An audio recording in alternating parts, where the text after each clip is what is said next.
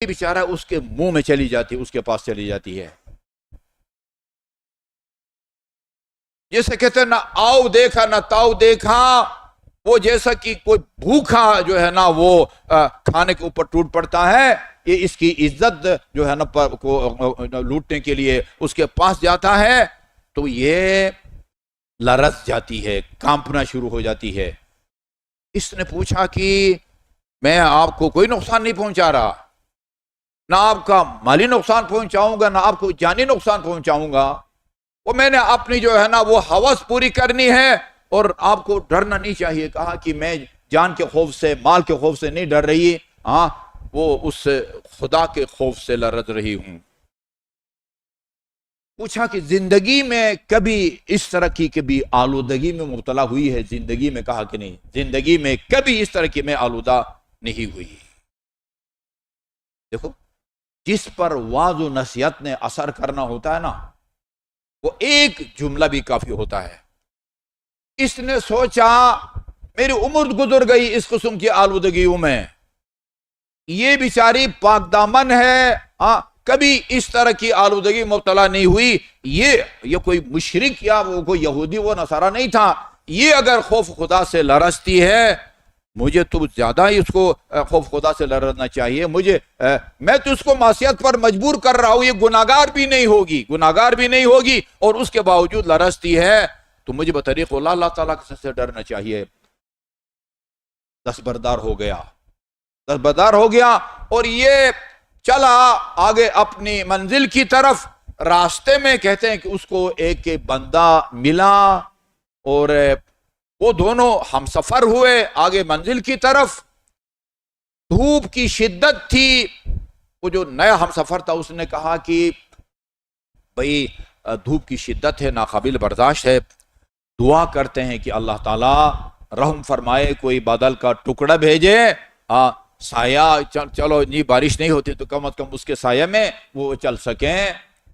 तो इसने कहा कि मैं तो अपने आप को इस काबिल नहीं समझता कि दुआ करूं, अलबत्ता ये कर सकता हूं, आप दुआ करें मैं आमीन कहूंगा। ये बंदा जिसने ताजा ताजा अपने आप को गुनाह से बचाया था, उसने, वो दूसरे शख्स ने दुआ की, इसने आमीन कहा, बादल का टुकड़ा नमूदार हुआ, इसने उनको ऊपर साया करना शुरू कर दिया।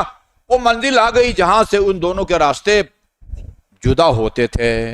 ये जब ये रास्ते एक मसलन एक मगरिब की तरफ और एक मशरिक की तरफ जब चला, वो जो बादल का टुकड़ा था उसने जिसने दुआ की थी उसको छोड़ दिया, और ये बंदा जिसने उस पाकदामन खातून को आलूदा नहीं किया था, तौबा की थी, उसके ऊपर साया करने लगा। कयौमिन वलदतहु उम्मुहु, मुस्तनद तारीखी वाक़यात हैं कि तौबा नसूह के नतीजे में इंसान इस तरह गुनाहों से पाक हो जाता है जिस तरह वो ताज़ा माँ के पेट से पैदा होने वाला बच्चा हर किस्म के गुनाह से वो पाक हो जाता, ऐसा हो जाता जैसे कभी उसे गुनाह सरजद ही न हुआ हो। और रोज अव्वल मैंने कहा था कि ये अकली तौर पर भी वाजिब है, क्योंकि नुकसान से अपने आप को बचाना ये अकल का फैसला है, और शरई तौर पर कुरान की एक नहीं दर्जनों आयात में अल्लाह ताला ने हुक्म दिया है कि तौबा करो, पेशेमान हो, और जिस गुनाह में मसरूफ हो उसको फौरन तर्क करो। अगर गुनाह के नतीजे में तुम्हारे जिम्मे वाजिबुल अदा हुकूक हैं लोगों के या अल्लाह के, उनको अदा करो। कोई गुनाह ऐसा नहीं है कि तौबा के बाद अल्लाह ताला उसको ना बख्शे। अऊज़ु बिल्लाहि मिनश शैतानिर लाइनिर रजीम, बिस्मिल्लाहिर रहमानिर रहीम, वल अस्र इन्नल इंसाना लफी खुस्र इल्लल्लज़ीना आमनु व अमिलुस सालिहात व तवासौ बिल हक़्क़ि व तवासौ बिस सब्र।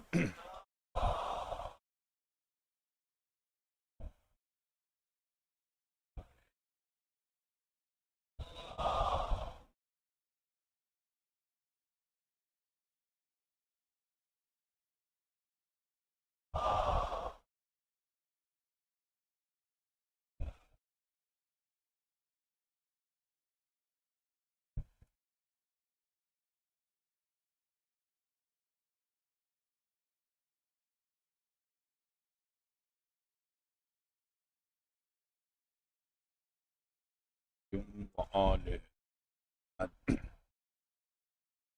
اعوذ باللہ من الشیطان اللعین الرجیم. بسم اللہ الرحمن الرحیم.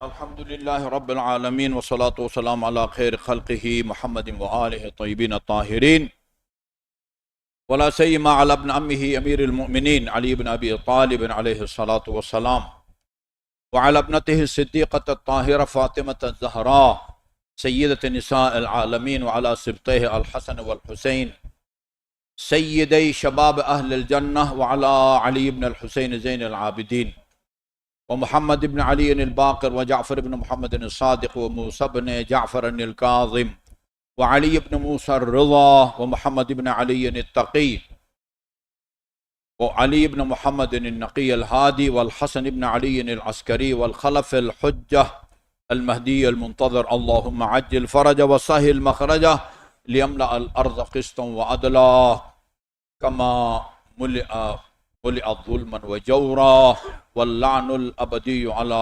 اعدائهم اجمعین. اما بعد فقال اللہ الحکیم بسم اللہ الرحمن الرحیم واللہ متم نورہ ولو کرہ الکافرون. درود بھیجیے محمد وآل محمد پر. اللہم صلی علی محمد وآل محمد. مومنین کرام، یقیناً آپ خواتین و حضرات توجہ ہیں، آج محرم الحرام کی 24 تاریخ ہے اور یہ وہی ایام ہیں کہ امام علیہ السلام کی شہادت کے بعد یہ اہل بیت اطہار کا یہ قافلہ راستوں میں ہیں، کوفہ اور شام کے راستوں میں. اور اس کے علاوہ جو دوسری مناسبت ہے وہ کل 25 محرم الحرام ہے. 3 قسم کی روایات ہیں امام علیہ السلام، امام زین العابدین کی شہادت کے بارے میں. ان میں سے ایک روایت کی جس پر اکثر عمل کیا جاتا ہے وہ 25 محرم الحرام کی ہے. مجھے اس سلسلے میں آپ کے باقی حالات زندگی کو بیان نہیں کرنا، مستند روایات کی روشنی میں مرحوم شیخ عباس قمی نے بھی منتهى الاعمال میں آپ کے فضائل کو، کرامات کو بیان کیا ہے. شیخ مفید مرحوم نے بھی ارشاد مفید، جس کا اردو ترجمہ تذکرۃ الاطہار ہے، مولانا صفدر حسین نجفی صاحب نے کیا ہے. وہاں سے مجھے آپ کے دوسرے فضائل یا معجزات یا کرامات کو بیان نہیں کرنا، صرف آپ کا خطبے کا ایک حصہ جو آپ نے دربار یزید میں پڑھا تھا وہ آپ کی خدمت میں عرض کروں گا. اسی میں آپ کے فضائل بھی ہیں اور اسی میں آپ کے مصائب بھی ہیں. اس سے پہلے ایک مسئلہ جو آج کل سوشل میڈیا پر بہت چلا ہوا ہے، اس سلسلے میں اظہار خیال کو وہ ضروری سمجھتا ہوں. غالباً میں نے آپ کو پہلے بھی بتایا تھا کہ جو یکساں نصاب کا جو کام ہو رہا تھا اس میں نے یہ مطالبہ کیا تھا کہ نصاب میں کسی ایک جماعت میں یا ایک جماعت میں نہیں تو کم از کم مختلف جو ہے نا وہ کلاسوں کی میں عہد نامہ مالک اشتر کو شامل کرو. عہد نامہ مالک اشتر جس کا ترجمہ قائد اعظم رحمۃ اللہ علیہ کے حکم سے علامہ رشید ترابی نے کیا تھا. پاکستان بننے کے بعد قائد اعظم رحمۃ اللہ علیہ نے علامہ رشید ترابی رحمۃ اللہ علیہ کو حکم دیا. انہوں نے مقدمے میں لکھا ہے کہ اس کا فوراً ترجمہ کریں. اس کا انگلش میں ترجمہ موجود ہے، اردو میں بھی ترجمہ موجود ہے. وہ جو ہماری ایک ملاقات ہوئی تھی چیف صاحب سے، وہ ترجمہ انگلش والا میں نے ان کو بھی دیا تھا. میں نے کہا تھا کہ اس کو جو ہے وہ ضرور پڑھیں، اور میں نے یہ بتایا ان کو کہ یہ وہ عہد نامہ ہے کہ جو امیر المومنین نے اپنے ایک گورنر کو بنا کے دیا تھا، اور قائد اعظم کے حکم سے علامہ رشید ترابی نے اس کا انگلش میں جو ہے نا وہ ترجمہ کیا ہے. کوئی اختلافی بات نہیں ہے، حکومت چلانے کا طریقہ بتایا ہے. کس کو وزیر بنانا ہے، کس کو مشیر بنانا ہے، کس کو اپنے قریب رکھنا ہے، کس کو اپنے سے دور رکھنا ہے. ملک معراج خالد جب قومی اسمبلی کا سپیکر تھا، اس نے اس کی کاپیاں، وہ ہم خود اس سے ملے تھے ایک دفعہ. اس نے کہا کہ میں نے اپنے تمام وزراء اور ایمنیز میں اس کو جو وہ کیا ہے، تقسیم کیا ہے۔ آپ کو پتہ ہے وہ کہ اتنا کوئی مذہبی بھی نہیں تھے ملک معراج خالد۔ میں نے کہا اس کو شامل کرو، لمبا ہے وہ عہد نامہ، اگر ایک کلاس میں نہیں تو کم از کم ٹکڑے ٹکڑے کر کے 5ویں سے لے کر مثلا وہ FA تک اس کو شامل کرو۔ ایک بندے خدا نے کہا کہ ہم اس کو شامل نہیں کرتے۔ کیوں نہیں کرتے؟ یہ نہیں کہ اس کے اندر کوئی مطلب غلط ہے، نہیں، اس میں مالک اشتر کا نام آتا ہے۔ مالک اشتر کیا کہتا ہے؟ یہ حضرت عثمان کا محاصرہ کرنے والوں میں ان کا نام تھا۔ میں نے کہا یہ کلام مالک اشتر کا نہیں ہے، یہ ہمارے پہلے خلیفہ اور آپ کے چوتھے خلیفہ کا کلام ہے نا۔ مالک اشتر کا نام بھی نہ لکھو بھائی، لکھو کہ حضرت علی کا اپنے ایک گورنر یا والی کے نام خط نہیں لکھا۔ اب یہ تازہ سوشل میڈیا پر لاہور کا ایک انتہائی غیر ذمہ دار، فتنہ پرور اور مفسد بندہ وہ پیچھے لگا ہوا ہے، حضرت عثمان کے قاتل ہیں۔ ایران نے جی ان کے نام پر جو ہے نا سائنس اینڈ ٹیکنالوجی یونیورسٹی قائم کی ہے، یہ حضرت عثمان کے قائل تھا۔ ابھی آپ الحمدللہ سوشل میڈیا پر جائیں، کسی جگہ یعنی 3 آدمی، کسی نے کسی کا نام لیا ہے، کسی نے کسی کا نام دیا ہے، طبری نے کسی کا نام دیا ہے، ابن کثیر نے البدایہ والنہایہ میں کسی کا نام دیا ہے، ان میں سے کسی ایک نے بھی مالک اشتر کا نام نہیں لیا۔ مالک اشتر کا نام نہیں لیا۔ وہ بلوائی تو بدری قرہ تھے، بہت اتنے بلوائی تھے، کسی کو بھی نہیں پتا کنفرم کی ان کو جو ہے نا وہ آخری وار یا ان کو پر کس نے کیا ہے۔ سب سے قریب جنہوں نے حملہ آوروں کو دیکھا، سب سے قریب سے وہ ان کی زوجہ محترمہ تھی۔ تاریخ میں اس کا نام نائلہ لکھا ہے نا۔ نائلہ سے کسی نے پوچھا کہ آپ بتا سکتی ہیں کہ حضرت عثمان کو کس نے شہید کیا؟ آخری حملہ جس کی وجہ سے وہ شہید ہو گئے وہ کون تھے؟ کہا کہ میں نے 3 آدمی ہمارے گھر میں داخل ہوئے تھے، تو نہیں تھا نہ، ادھر کوئی کیمرہ لگا ہوا تھا جس کو آج آن کر کے دیکھ رہا ہے۔ جس حجرے میں حضرت عثمان تھے اسی کے اندر ان کی زوجہ تھی، وہ کہتی ہے 3 بندے داخل ہوئے تھے، ایک کی میں شناخت کر سکی ہوں، وہ محمد ابن ابو بکر تھے۔ حضرت ابو بکر صاحبزادے، 2 اور بندے تھے، میں جو ہے نا وہ ان کو نہیں پہچان سکی، ان کی اہلیہ نشاندہی نہیں کر سکتی۔ اس کو انہوں نے فون کیا ہے عالم برزخ سے حضرت عثمان نے کہ مالک اشتر نے جو ہے نا میرے اوپر تلوار سے، نظر سے یا تیر سے حملہ کیا ہے۔ یہ فتنہ پرور ہے، اس کا کام جب بھی شیعہ سنی میں کوئی فاصلہ کم ہوتا ہوا نظر آتا ہے، یہ مفسد بندہ کوئی نہ کوئی جو ہے نا وہ شوشہ چھوڑتا ہے، اور مجھے یقین ہے کہ اس طرح کے شوشہ چھوڑنے اور تفرقہ پھیلانے کا اس کو ٹھیک ٹھاک جو ہے نا وہ معاوضہ ملتا ہے۔ کسی ایک نے بھی آج تک جو ہے وہ مالک اشتر کا نام نہیں دیا ہے۔ میں نے آپ کو بتایا البدایہ والنہایہ نے کسی کا نام لیا ہے، میں ان کا نام بھی نہیں لیتا جی۔ طبری نے کسی اور کا نام لیا ہے، انصاف الاشرافہ نے کسی اور کا نام لیا ہے، خود ان کی اہلیہ ان کا نام نہیں لیتی، اگر لیتی بھی ہیں تو ان کا نام یہ نہیں فرماتی کہ انہوں نے محمد ابن ابی بکر حملہ کیا۔ کہا کہ ہمارے گھر میں 3 بندے داخل ہوئے تھے، ان میں سے ایک کو میں نے پہچانا ہے، وہ محمد ابن ابی بکر تھے، باقی 2 کو تو میں نے پہچانا بھی نہیں ہے۔ اور اس کو فوراً پتہ چل گیا ہے، وہ جو اس نے کیمرہ لگایا ہوا تھا اس کو آن کر کے دیکھا ہے، پتہ چلا کہ مالک اشتر جو ہے نا وہ حضرت عثمان کے قاتل ہیں۔ مالک اشتر کا جرم یہ ہے کہ یہ علی کا شیدائی تھا۔ نہج البلاغہ اٹھا کے دیکھے تھے، کان علی، وہ کہتے ہیں تمہیں کیا پتہ مالک وما مالک، تم کیا جانو مالک کیا ہے؟ مالک کان علی کما کنت لرسول اللہ، مالک میرے لیے ایسا تھا جیسے میں رسول خدا کے لیے تھا۔ جس طرح میں رسول خدا کا دست و بازو تھا، اسی طرح مالک بھی میرا دست و بازو ہے۔ وہ کہتے ہیں کہ اگر مالک کوئی پتھر ہوتا، کوئی عام معمولی چوٹ سے ٹوٹنے والا پتھر نہ ہوتا، لوکانا حجرن لکانا سلدا، سلد ٹھوس پتھر کو کہتے ہیں جو ایک عام آدمی جو ہے نا وہ اس کے ہتھوڑے کے وار سے نہیں ٹوٹتا۔ پہاڑ ہوتا تو کوئی سرب فلک جو ہے نا وہ پہاڑ ہوتا۔ وہ امیر المومنین علیہ الصلوۃ والسلام اس کی شان بیان کرتے ہیں، یہ صرف اس لیے کہ علی کے شدائی تھا، علی کا کمانڈر تھا، علی کا جرنیل تھا، اس کے دل میں بغض ہے، اور علی کے محب کا دشمن ہم اس کو علی کا دشمن کہتے ہیں۔ اور یہ فارمولہ ہمیں علی نے بتایا ہے کہ تمہارے دشمن کا جو دوست ہے وہ تمہارا دشمن کا دوست بھی دشمن ہے، دوست کا دشمن بھی۔ تو یہ جو ہے نا پتہ ہونا چاہیے، تمام مسلمانوں کو پتہ ہونا چاہیے۔ کسی مستند تاریخ میں محمد بن حنیفیہ کا نام جو ہے نا وہ نہیں آیا، صرف جو ہے نا جو قدرت ہے اس کے دل میں یا جو خباثت ہے اس کے نتیجے میں بار بار ملک اشتر کا نام لے رہا ہے، جبکہ ان کی زوجہ محترمہ نے ان کا نام نہیں لیا۔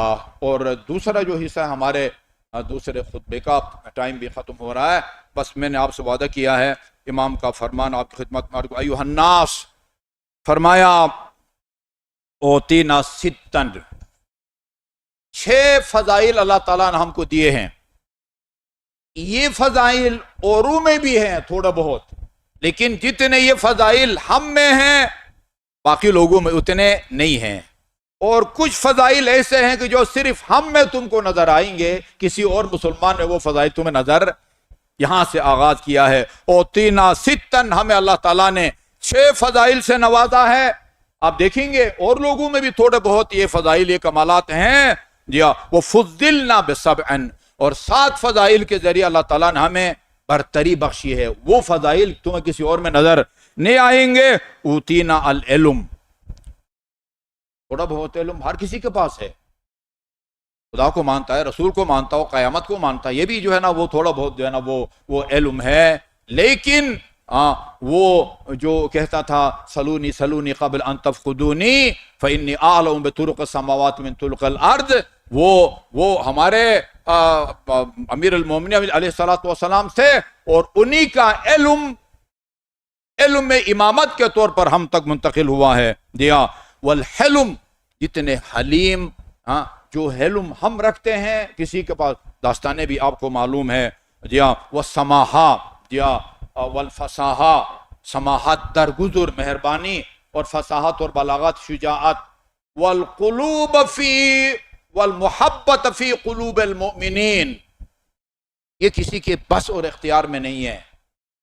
قرآن کی ایک آیت، ان الذین آمنوا سیجعل لهم الرحمن ودا، ان الذین آمنوا وعملوا الصالحات سیجعل لهم الرحمن ودا، یہ خدا کا وعدہ ہے، جو صاحبان ایمان ہیں اور عمل صالح انجام دیتے ہیں، اللہ لوگوں کے دلوں کو اس کی محبت سے بھر دیتا ہے۔ یہ قدرت کا نظام ہے، لوگوں کے دلوں میں محبت، یہ اللہ تعالیٰ نے جو اس سے ہم کو نوازا ہے۔ فضلنا، اچھا جی، یہ تو اور لوگوں میں بھی تھوڑی بات ہوگی، باقی وہ فضائل جو ہم کے ساتھ، ہمارے ساتھ مخصوص ہیں، کسی اور میں آپ کو نظر نہیں آئیں گی۔ فضلنا بأن منا النبی المختار، یہ نبی ہم میں سے ہیں، کسی اور قبیلے سے نبی مختار، احمد مختار، وہ ہمارے جد تھے۔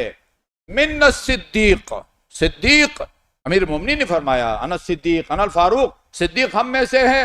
ومن الطیار، جناب جعفر الطیار، دیا وہ بھی ہم میں سے ہے، جنت میں اللہ تعالیٰ نے ان کو 2 پر دے رکھے ہیں کہ جن سے جہاں چاہتے ہیں وہ پرواز کرتے ہیں، دیا۔ اور منا اسد اللہ و اسد رسولہ، اسد اللہ کا تعلق بھی ہم سے، جناب حمزہ سید الشہداء کو بھی اسد اللہ کہا جاتا ہے، امیر المومنین بھی اسد اللہ کہلاتے ہیں۔ ومنا صبطہ هذه الامہ، 2 رسول کے نواسے جن کو رسول خدا نے جوانان جنت کا سردار کہا، یہ کسی اور خاندان میں تم کو نہیں ملیں گے۔ اس کے بعد فرمایا من عرفنی فقط عرفنی، کیوں آپ کو اپنا تعارف کرانے کی ضرورت پڑی؟ اس لیے کہ پروپیگنڈا کیا گیا تھا، پروپیگنڈا کیا گیا تھا کہ وہ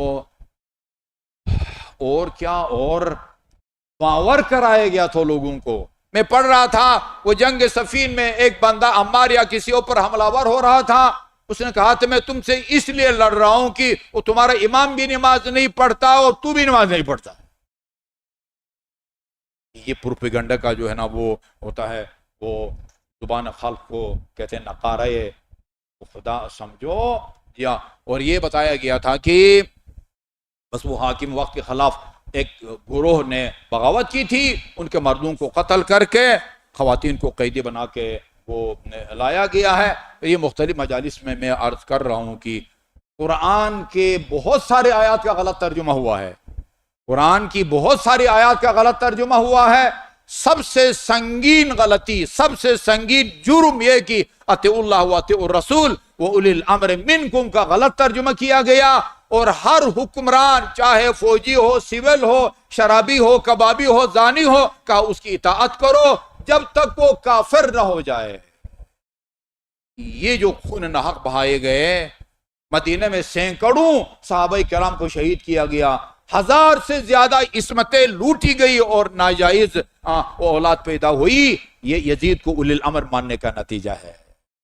فرمایا کہ جو مجھے جانتا سو جانتا ہے، ومن لم یعرفنی انبأتہ بحسبی یا ونسبی، میں اس کو اپنا حسب نسب بتاتا ہوں کہ میرا کس خاندان سے تعلق ہے۔ ایھا الناس انا ابن مکہ و منا، میں فرزند مکہ اور منا ہوں، میں زمزم اور صفا کا فرزند ہوں۔ انا ابن من حمل الرکن باطراف الردا، وہ حجر اسود کو نصب کرنے میں جھگڑا پڑ گیا تھا تو رسول خدا نے چادر بچھائی تھی اور کہا تھا کہ حجر اسود کو اس میں رکھو، اور جتنے بھی جو ہے نا فریق ہیں، لڑائی جھگڑا ہے، سب جو ہے نا وہ ایک ایک کونے کو پکڑے اور اٹھا کے آن حضرت نے نصب کیا تھا۔ یہ اس سے فضیلت کی طرف اشارہ ہے کہ جس نے اپنی ابا کے اطراف کے ذریعے رکن کو اٹھایا تھا، انا ابن خیر من اعتذر وارتدى، میں ہر اس سے مسلمان سے افضل ہوں، جی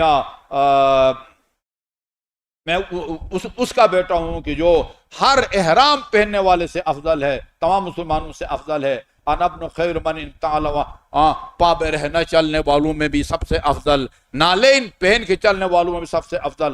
انا ابن خیر من طاف وسعى، جس نے بھی بیت اللہ کا طواف کیا یا سعی کی، ان تمام سے جو بہتر ہے یعنی علی، میں اس کا فرزند ہوں۔ انا ابن خیر من حج ولبا، ہر حج کرنے والے اور احرام کے موقع پر لبیک کی آواز بلند کرنے والے مسلمان سے افضل کا بیٹا ہوں۔ انا ابن خیر من حمل علی البراق فی الہوا، انا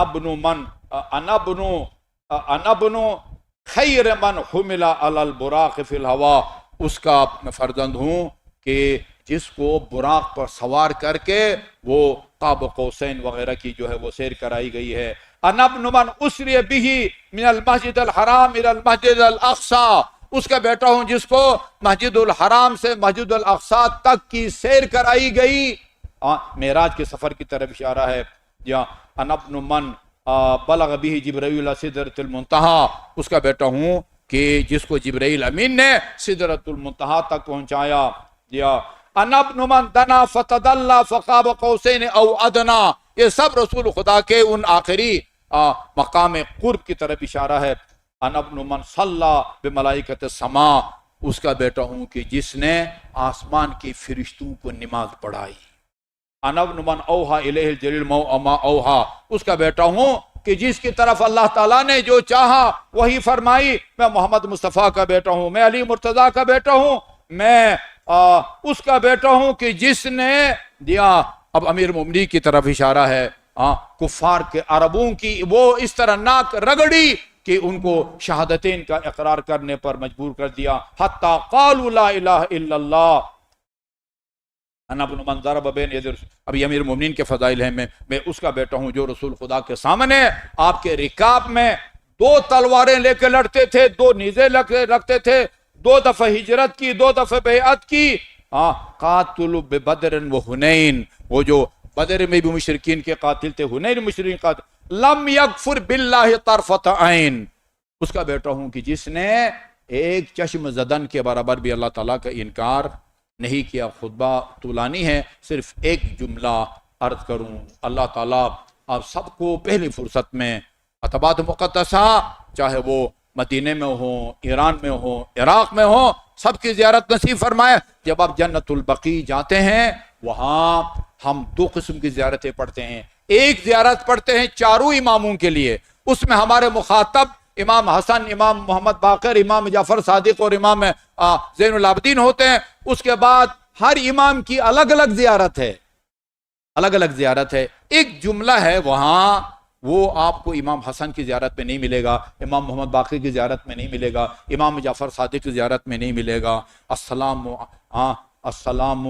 میرا سلام ہو، السلام علی رئیس البکائین، دنیا میں سب سے زیادہ رونے والوں میں یہ شمار ہوتے ہیں، بلکہ میرا سلام ہو اس امام پر جو دنیا میں سب سے زیادہ رونے والوں کے سید اور سردار ہیں. اور میں آپ خدمت میں عرض کروں، بابا کو سپرد خاک کر کے یہ وعدہ کیا تھا کہ بابا یہ عالم آخرت آپ کی وجہ سے اب روشن ہو گیا ہے، اب سجاد کا کام وہ صرف رونا رہ گیا ہے، اور اس وقت تک روتا رہوں گا جب تک میں آپ کے پاس نہیں آتا. جب مدینے کے لوگوں نے پوچھا تھا فرزند پیغمبر ہمیں تو آپ کی زندگی کو خطرہ محسوس ہو رہا ہے، یہ آپ کب تک روئیے گا؟ فرمایا جو منظر میں نے دیکھے ہیں وہ تم نے نہیں دیکھے. رأیت جماعت اصحابی یذبحون حولی، میں نے کربلا میں اپنے آس پاس اپنے بھائیوں کو بابا کو ذبح ہوتے ہوئے دیکھا ہے. تم مجھ سے پوچھتے ہو کب تک روئے گا؟ لا اضحک اللہ سن الدہر